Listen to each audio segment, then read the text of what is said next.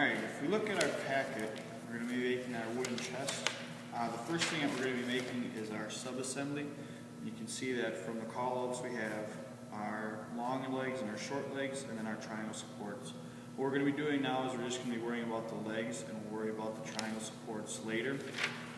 So the next page is we have our long legs, and the overall length is 24 and a half, so we'll just say about 25 just for rough measurements, for easy math. And then also our short legs is going to be 13 and a half, and we'll just say those are 14, just for easy measurements.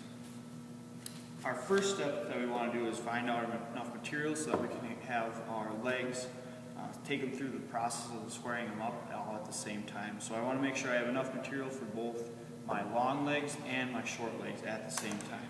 Okay, so we talked about the length, the overall length for the long legs is going to be about 25.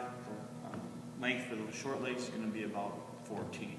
Okay, and that's going to be, the width needs to be 2 5/8. Okay, so for easy math, we're just, in squaring purposes, we're just going to say about 3 inches.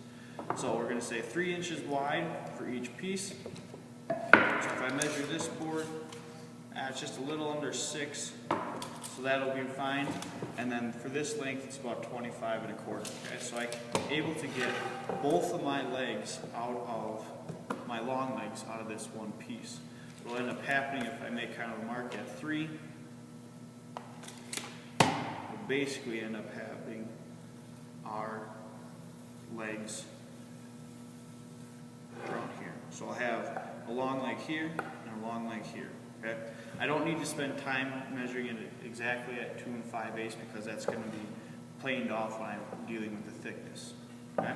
And the same thing is going to end up happening here because I'm going to measure in if I want. This is all if you want to, but I'll have a piece that's 3 inches about wide here. So this is going to be a short leg, and then I'll have another piece here. Okay? So this is my material. It's rough cut. It's cut to rough length. This is about 15 3/4, so that's we're able to get our 13 and a half inch piece out of this chunk right here.